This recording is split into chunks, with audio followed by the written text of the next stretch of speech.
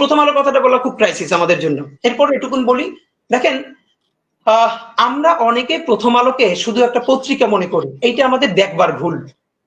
প্রথম আলো হলো বাংলাদেশে এমন একটি প্রতিষ্ঠান, এমন একটি এজেন্সি যে একটা প্যারালাল রাষ্ট্র।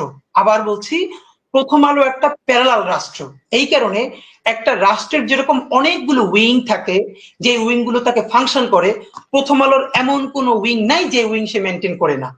পত্রিকা এটা তার একটা ভার্সন, কিন্তু আপনি দেখেন না, এই পুরো গত 15-17 বছরে ফ্যাসিবাদের বয়ান নির্মাণে সব থেকে যে ন্যারেটিভ নির্মাণে যে সাহায্য করেছে এলিট ওয়েতে, সেটা প্রথম আলো। 101টা প্রমাণ দিতে পারবো সামনে বসে, এখন আমাকে সময় দিলে একদম তার কোটা আমার ফোনে আছে, আমার ফোনে সব, যে সে কি রিপোর্ট করেছে সবগুলো আছে। কিন্তু আপনি ভাবেন, হওয়ার কথা ছিল কি, এখন তো সে ভয়ে থাকার কথা, অ্যাটলিস্ট সে তার এই যে ফ্যাসিবাদের সে নির্মাণ, আপনি ভাবেন তারা খালেদা জিয়াকে নিয়ে নিউজ করেছে।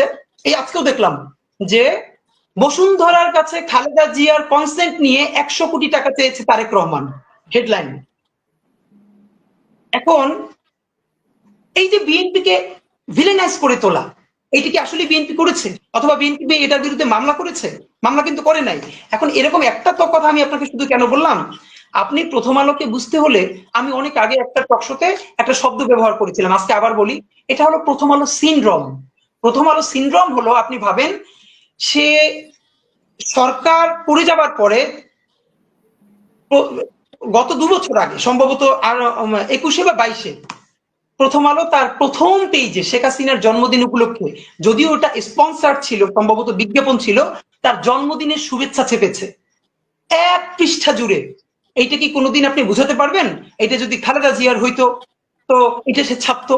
এটা তার একটা ব্যাখ্যা দাঁড় করায়, এটা নিয়ে আমরা কথা বলবো না। দেখেন, সে কি ছাপবে কি ছাপবে না, সে কাকে ভালো বলবে কাকে ভালো বলবে বলবে না, এইটা নিয়ে আমাদের কোনো কথা থাকতে পারে না, কারণ প্রত্যেকটা মিডিয়া এজেন্সি নিজস্ব ন্যারেটিভ থাকে এবং তার স্বাধীনতা আছে। কি বল, কিন্তু তার যেটা স্বাধীনতা নাই, একজন নিরপরাধী মানুষকে জঙ্গি বলে তার জীবনকে শেষ করে দেয়ার।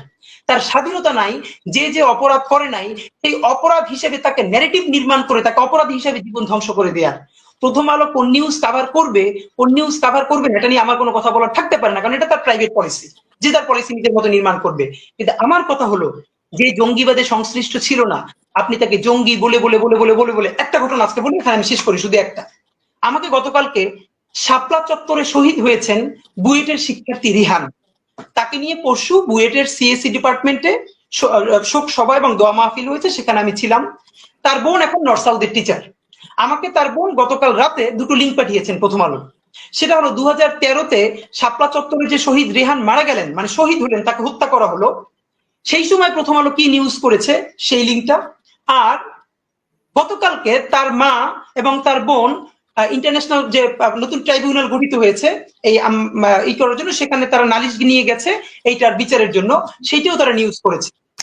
দেখেন, রেহানের মা বলছে বক্তব্যে, যেটা সকল টিভিতে এসেছে, আমাদের কাছেও আছে, রেহানের মা বলছে, আমার ছেলে 5 তারিখের আগে যে আন্দোলন হয়েছে হেফাজতের, সেইটার প্রতি সংহতি জানাতে গিয়ে সে আগেও গিয়েছে, তাকে রামদা দিয়ে কোপ দেওয়া হয়েছে, সেই জখম হাত নিয়ে সে বুয়েটে এসেছে, তার বন্ধুরা বলেছে।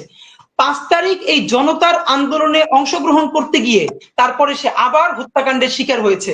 একবারও সে বলে নাই যে আমার ছেলে এই আন্দোলন দেখতে গিয়েছিল, সে অ্যাডভেঞ্চারাস ছিল, সে মারামারি দেখতে গিয়েছিল, তারপরে মারা গিয়েছিল। সে বলেছে আমার ছেলে এই আন্দোলনের প্রথম থেকে ছিল, তারপরে সে আবার আন্দোলনে গেছে এবং সে শহীদ হয়েছে।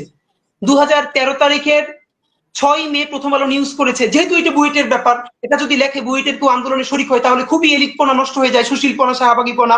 প্রথম আলো নিউজ করেছে, তার মা নাকি বলেছে যে আমার ছেলে খুবই অ্যাডভেঞ্চার প্রিয়, তাই সে সেখানে দেখতে গেছে যে ওখানে মারামারিটা কি হচ্ছে, এরপরে সে গুলি লেগে নিহত হয়েছে।